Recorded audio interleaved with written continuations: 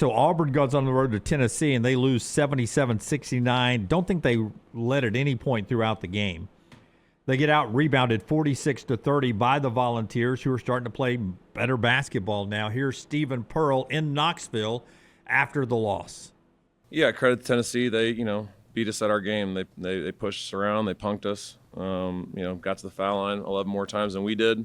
They did a really good job attacking the paint. They hit 4 early threes, and they didn't continue to settle for threes like we did. They just continued to attack the rim. And they out physicaled us, and kind of had their way. So a lot of the things that disrupted us were credit to them. They do a great job of loading to the ball and making you settle for threes, and our guys got to do a better job of making open shots, and we weren't able to do that tonight. So our 4 best 3-point shooters, combined for 7 for 31. So not going to win when you do that on the road, but Tennessee had a lot to do with that. So they did a great job, and we got to be better. So Tennessee's first game with their full roster, the way Rick Barnes had it dreamed up, was the Alabama game in Tuscaloosa, where they came in and won that game. And now they've beaten Auburn as well. Pretty good basketball team that's starting to find its way as well with Nate Ament. Yeah, they completely dominated the glass. As you said, Auburn never led. They were down 16. And Auburn really just can't hit perimeter shots. I mean, I hate to continue to pick on Pettiford, but he is such a big part of this offense that has got to get going. I mean, Keyshawn Hall you can count on night in, night out. But Pettiford, 4 of 14, 2 of 11 on threes. He is now 10 of 55 in league play behind the arc. Yeah, that is 18%. Yeah, this version of Auburn basketball, there's not a game where you want to shoot 31 threes. I don't think this team's capable of being hot enough from beyond the arc to shoot 31 Well, threes. Shooting 31 threes and then sending Tennessee to the line 31 times, that's a recipe for disaster. Breaks a 4-game win streak for Auburn. They're off midweek here. Then they get Alabama down at Neville for the first meeting of Stephen Pearl and Nate Oates, and with Bediako going on the road down to Auburn. But both of the teams now, Alabama 4-4 in league play, Auburn 5-4 in league play. Now that was a 4-game win streak for Auburn that ended, so they were trending up on the scale, and now they've lost this one game. I mean, one bump in the road, not that big deal if you can bounce back with another win. Yeah, but you're at the halfway point. You're 5-4 if you're Auburn, which, if you match that in the second half, you're 10-8. That's an NCAA tournament team, and it's not a great seed in the NCAA tournament.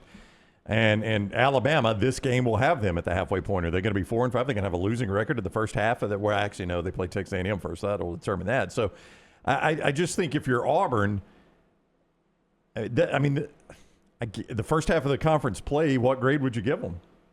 It's a completely reassembled roster, which we see that a lot. Yeah, it's a first-year coach. Oh, yeah. I'd give them a C+, B-. Okay. I was going to say the same thing, probably a C+. I think that they're just, a little confidence away. Like, we've seen Kevin Overton play at a high level. If Pettiford can start playing, Yoic can be really, really good off the bench. Like, he only played 17 minutes, but it was quality minutes. I mean, had 8 and 7 in those 17 minutes. He's going to become a bigger factor. If Pettiford can find his shot and you can get the Kevin Overton you got, what was the in-week game that we just saw where he was fantastic? Oh, I don't miss? Yeah. Yeah. Maybe it was Ole Miss. Yeah, but Pettiford's last, and to Lance's point here, his last 5 games, not to pick on him, but he is Auburn's star, and he's probably Auburn's highest paid player. He's the guy that Auburn really, really fought to keep out of the draft or transferring or whatever.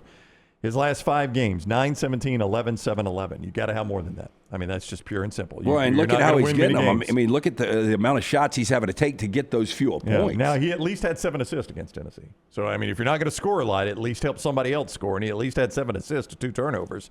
But still, you got to get more points out of Pettiford. 77-69 was the score. Can you give me cut number 9? Because Rick Barnes was talking afterwards.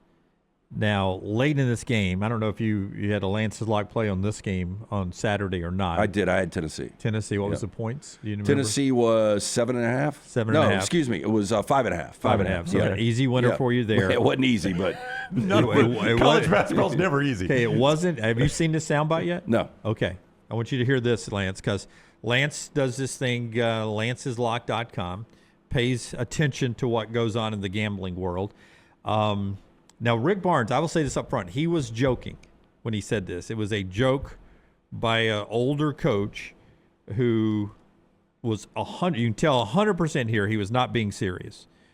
But with the FBI raid earlier this year on a number of college basketball athletes accused of a point shaving scheme, and just all of us in general who watch games and at times think to ourselves, even all the way back to the 1990s with UNLV and Duke, occasionally like, is that player on the take? Rick Barnes, 100% joking here, said this afterwards on some of the late turnovers by his guys in the waning seconds that kept Auburn close. I mean, at the end of the game, some of the passes that we throw, and I mean, just, I don't know what to say other than sometimes I wonder if my guys are betting on games. I shouldn't say that, but, you know, Wow. That's what erase that. I don't want to say that. But I just wonder what's happening. I mean, because I know we're too good of players to do that. Was that a bad I apologize. By the way, Tennessee did erase that. Oh, They did not send that They part did out. not I send don't that part blame out. him. I'm Yeah. like, I can't believe he would say that out loud. Yeah. Yeah, I mean, we've- watching in the second half, I mean, when it came down to it, because that was on the line of a possession basically the entire time to cover. And by the way, how these things come down to the wire, the 7'9", the tallest player in college basketball that came in. Yeah, Ryu. Yeah, his shot there in the final seconds put that game over by a half point. On the total, Yeah, over on the and under. total. Oof. Yeah.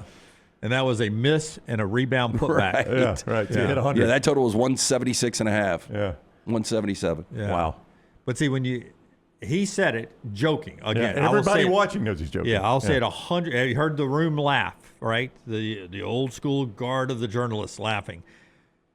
He was joking, but as I tweeted out, you're lying to yourself if you sit there yourself and do not think when you're watching games that, God, why do they keep making these stupid Well, hey, passes? you know what the Just problem dribble it out. with him saying that now is you will have somebody that is Oh, bored yeah. at work today Yep. that will go back and they will take a look at every single shot in the second half of that game.